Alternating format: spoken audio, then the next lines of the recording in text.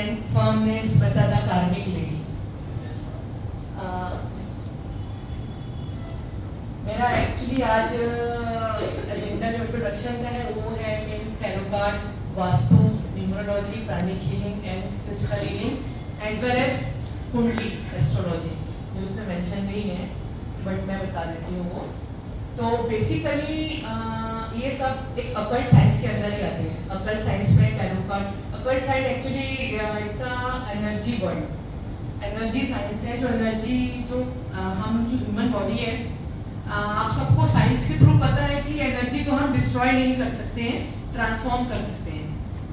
तो ये occult science है, तो मैं आपको इसका इंट्रोडक्शन दूंगी आज अकल्ट साइंस का।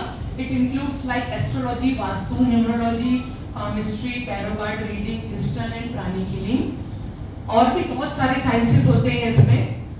चावल से रीडिंग होती है, कौड़ी से रीडिंग होती है, so many modality in occult science. But जो मेन जो ज़्यादा चलन में रहती है जो मॉडलिटी वो है astrology, vastu, numerology, palmistry and tarot card. Actually, occult science is a technique to bring success in your life. It is an inherent part of our journey to be a better version of ourselves. Sorry. Keeping the future in mind. Now, let me introduce tarot card. Tarot card actually psychic reading है। मतलब जैसे सामने person कोई आएगा, मेरे सामने कोई client आएगा, तो एक इंट्यूशन बेस्ड रीडिंग होती है वो। यानी मुझमें वो कैपेबिलिटी होना कि मुझमें वो इंट्यूशंस आने की कैपेबिलिटी होना।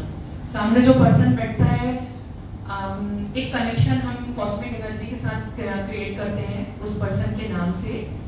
मैं आपको इजी वे में समझा देती हूँ ये पढ़ने की बजाय।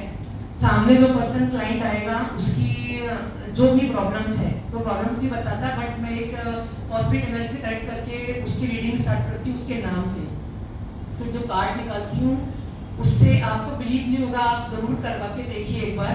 बट जिस एनर्जी में आप अभी गो थ्रू हो रहे हो, जो भी एनर्जी चल रही है, हैप्पीनेस की, सैडनेस की या जो भी है, सारे कार्ड्स बता देते हैं उस समय। जितने भी कार्ड्स निकालूंगी मैं उसमें आपकी कुछ महीनों से लेके कुछ आगे तक के, पास से फ्यूचर तक की सारी चीजें निकल के आ जाएंगी कि what you are going through, क्या चल रहा है आपकी लाइफ में, आप क्यों किस चीज को लेके परेशान हो। परेशानी कुछ भी हो, आपके बिजनेस को लेके हो सकती है, आपके रिलेशनशिप को लेके हो सकती है, फैमिली को लेके हो सकती है, कुछ भी हो सकती है। बट एनर्जी बता देगी कि आप परेशान हो, कहीं ना कहीं आप स्टक हो किसी न किसी बात को लेके, या हैप्पी हो, या कुछ तो भी अचीव किया है अभी, whatever you are going through हमको पता चल जाता है। इसलिए मार्केट में तो बहुत से टैरो कार्ड रीडर हैं, हमको लगता है टैरो रीडिंग सीखी और हो गया।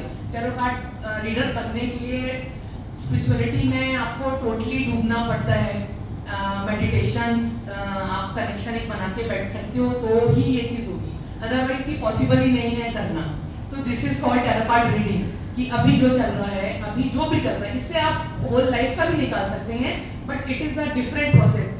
हर कार्ड एक कुछ बताता है, हर कार्ड का अपना एक मीनिंग रहता है, उसमें कुछ किसी में लिखा रहता है, किसी में नहीं लिखा रहता है। टैरो कार्ड एक्चुअली स्टार्ट हुआ है राइडर वेट से, जो बहुत ज्यादा प्रचलित है अभी, बट उसके बाद ये बाहर के है, फॉरेन का था राइडर वेट। फिर यहाँ पे इंडिया में भी फिर काफी टाइम बाद ओशो ने भी बनाया ओशो ज़ेन कार्ड्स। फिर तो बहुत सारे, बहुत ही वैरायटी के टैरो कार्ड्स हैं, एंजल्स वाले भी हैं, क्रिस्टल वाले भी हैं। तो ये हो गया एक शॉर्ट में टैरो कार्ड का। नेक्स्ट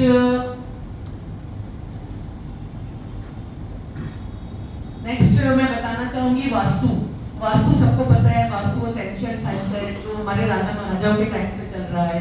जंतर मंतर जो दिल्ली में बना हुआ है वो उसी हिसाब से बना हुआ है। तभी बिना टाइम, बिना घड़ी के राजा लोगों को टाइम कैसे पता चलता था, सूर्य की जो भी शैडो जितनी बजे जैसे आती थी उसके हिसाब से टाइम निकलते थे।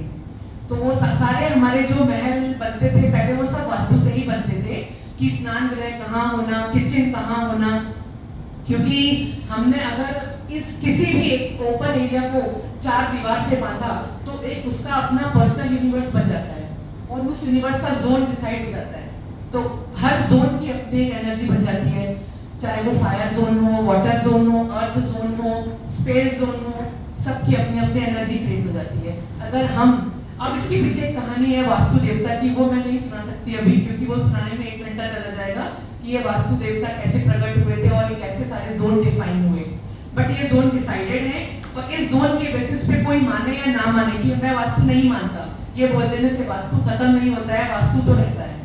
तो उस जोन की एनर्जी अगर हमने डिस्टर्ब कर दी तो आपकी लाइफ में, क्योंकि हमारी बॉडी भी एनर्जी से बनी हुई है, हमारे सबकी बॉडी के आजू बाजू एक ऑरा है, उस ऑरा में 9 प्लैनेट्स जो हैं उन सब की एनर्जी रहती है, जो 7 चक्रास है, ये सब आपस में कनेक्टेड है, सारी चीजें आपस में कनेक्टेड है, सारे कलर्स, हर चक्र का एक कलर होता है, ऐसे ही हर जोन का एक कलर होता है।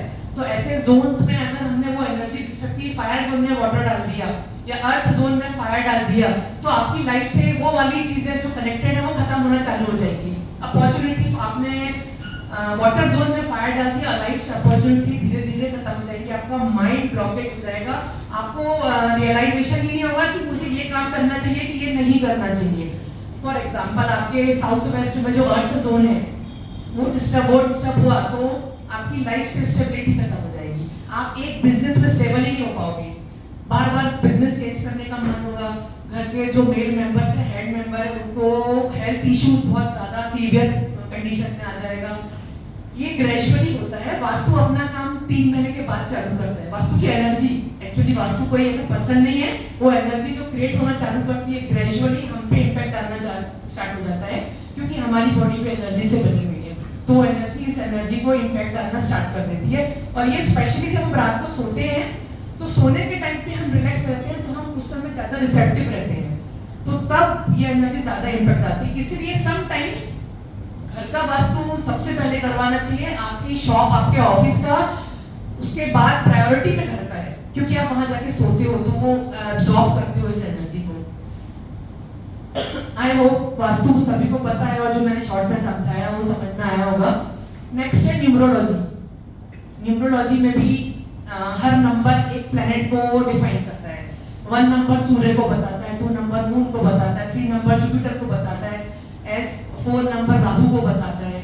ये 9 नंबर्स तक सारे प्लैनेट होते हैं। 5 नंबर आपके मर्क्यूरी प्लैनेट को बताता है, 6 नंबर वीनस को, 7 केतु को, 8 सैटर्न को एंड 9 मार्स को। तो हर इंडिविजुअल अपनी एक डेट ऑफ बर्थ सबके पास रहती है, हर एक के डेट ऑफ बर्थ में पूरे नंबर कभी नहीं आएंगे 1 to 9, कोई ना कोई नंबर मिस रहेगा, किसी न किसी नंबर की एनर्जी मिस रहेगी। हर नंबर की अपनी एक क्वालिटी है, क्योंकि ये भी एक साइंस है जो प्लैनेट्स, जो 1 नंबर से बताया मैंने कि सारे नंबर्स प्लैनेट के हिसाब से हैं 9। तो अगर आपके एक चार्ट बनता है, जैसे कुंडली बनती है ना, वैसे ही न्यूमरोलॉजिकली एक चार्ट बनता है, उस चार्ट में ऐसे ही कंजक्शन बनते हैं, जैसे कुछ ही कंजक्शन बन गया 1 और 2 का, यानी सन और मून का, ऐसे बहुत सारे 81 कॉम्बिनेशंस रहते हैं। उन कॉम्बिनेशन में हर कॉम्बिनेशन का एक इम्पैक्ट रहता है। तो जो बोला जाता है ना कि मोबाइल नंबर, गाड़ी नंबर, घर नंबर, इन सब का फर्क पड़ता है, बट आजकल मार्केट में यूट्यूब में वीडियोस आ रहे हैं छोटे छोटे से, उस पर बिलीव मत करो, क्योंकि वो कम नॉलेज ज्यादा खतरनाक होता है पूरे नॉलेज की जगह। जो बोला जाता है कि ये नंबर का मोबाइल नंबर मत लो या ये मत लो, ये सब बकवास बातें हैं, क्योंकि हर इंडिविजुअल को उसकी डेट ऑफ बर्थ के हिसाब से वो नंबर सूटेबल होगा। किसी को शनि का नंबर सूटेबल होगा, लोग बोलते हैं शनि का नंबर नहीं होना चाहिए, 8 नंबर नहीं होना चाहिए लाइफ में, 4 नंबर नहीं होना चाहिए, ऐसा नहीं है। अगर आप रियल एस्टेट बिजनेस में, फाइनेंस के बिजनेस में, तो आपको 8 नंबर मस्ट है होना। अगर 8 नंबर नहीं होगा तो आपका बिजनेस में प्रॉब्लम्स आएंगी। 8 नंबर मींस शनि कहीं रूल कर रहा है इसके ऊपर। ऐसे ही हर नंबर की अपनी क्वालिटी है, इसलिए मोबाइल नंबर, ये सब चीजें हमको ठीक करानी तो चाहिए। हाउस नंबर की सबकी रेमेडीज है, सबकी रेमेडीज अवेलेबल है। तो ये न्यूमरोलॉजी का इंट्रोडक्शन हो गया। Next, pranic healing. Pranic healing भी एक बिना टच किए हुए हीलिंग की एक प्रोसेस है, जो हमारे ऑरा की हीलिंग को हील करती है, हमारे ऑरा को हील करती है। जो चक्रास है, चक्रा हमारी बाहर की बॉडी के सरफेस पर है, एनर्जी बॉडी के सरफेस पर एग्जिस्ट करते हैं। चक्रा मींस एग्जॉस्ट फैन। एग्जॉस्ट अगर आपका ब्लॉक हो गया, तो जैसे किचन में गंदा हो जाता है ना, अगर आपकी जो चक्रास है, मेजर चक्रास 7 है, जो रूट चक्रा जो आपके स्पाइन के लास्ट है, सेक्रल चक्रा आपके नेवल के 2.5 इंच नीचे है, सोलर प्लेक्सस चक्रा आपके नेवल के 1.5 इंच ऊपर है, हार्ट चक्रा आपके चेस्ट के बीच में है, थ्रोट चक्रा, ये थर्ड आई चक्रा, ये क्राउन चक्रा। हर चक्रा के सराउंडेड जो ऑर्गन्स रहते हैं बॉडी के, वो हम पे इम्पैक्ट डालते हैं। अगर वो चक्रा ब्लॉक हुआ तो उसकी हीलिंग, जैसे रितिका जी उन्होंने रखा है सेशन वो, तो वो प्राणिक हीलिंग का एक प्रोसेस हो गया एनर्जी का। Next crystal healing just like अ कलर थेरेपी बोल सकते हो आप उसको। जैसे जेमस्टोन्स जो कुंडली में मैं पहनाती हूँ, तो वो भी एक वो भी जेमस्टोन्स की हीलिंग होती है हमारी बॉडी को। जैसे किसी को पुखराज पहनाया, उसकी बॉडी में गुरु की एनर्जी का कहीं प्रॉब्लम है और गुरु उसको ऊपर उठाएगा तो उसको पुखराज पहना दिया जाता है। मर्क्यूरी की एनर्जी के लिए हम पन्ना पहनाते हैं, ग्रीन एमराल्ड जो है। और जो क्रिस्टल जैसे मैंने पहने हुए हैं, ये सेमी प्रीशियस रहते हैं, बट इसका इम्पैक्ट होता है क्योंकि ये सारे चक्रास के कलर है। ये रेड चक्रा जो है रूट चक्रा के लिए होता है, रेड कलर। ये ब्लू जो होता है, ये हमारे डार्क ब्लू इसके लिए रहेगा, लाइट ब्लू इसके लिए रहेगा, थर्ड आई के लिए। तो ये सारे चक्रास पे काम करते हैं ये क्रिस्टल्स एक सूडो साइंटिफिक क्रिस्टल बोल सकते हैं इनको, अल्टरनेटिव है ये मेडिसिन के। तो इनका भी इम्पैक्ट हमारे एनर्जी बॉडी पे होता है। और एनर्जी बॉडी हील रहेगी, अच्छी रहेगी, तो हमारी फिजिकल बॉडी भी अच्छी रहेगी। आई एम डन विथ ये कुछ जो मेरे अवार्ड मुझे मिले हैं। ये अनिल वत्स जी हैं, अजय भाम्बी जी पीछे बैठे हुए हैं। ये कुछ महान हस्ती हैं एस्ट्रोलॉजी के वर्ल्ड में, उनसे मुझे कुछ अवार्ड्स मिले हुए हैं नागपुर में और कुछ दिल्ली में। ये दिल्ली में मिले थे मुझे। एच.एस. रावत है इसमें, प्रवीण सोनी जी हैं, काफ़ी नामी हस्ती है ये सारे एस्ट्रोलॉजी के वर्ल्ड में। तो इनसे आशीर्वाद मिला है और उन्होंने आशीर्वाद देके बोला है कि बहुत आगे बढ़ो। तो ये मेरे लिए बहुत बड़ी ब्लेसिंग है उनसे। नाउ आपको कुछ भी पर्सनल कुछ ऐसे रिलेटेड क्वेश्चन होंगे तो you can ask me, otherwise thank you so much.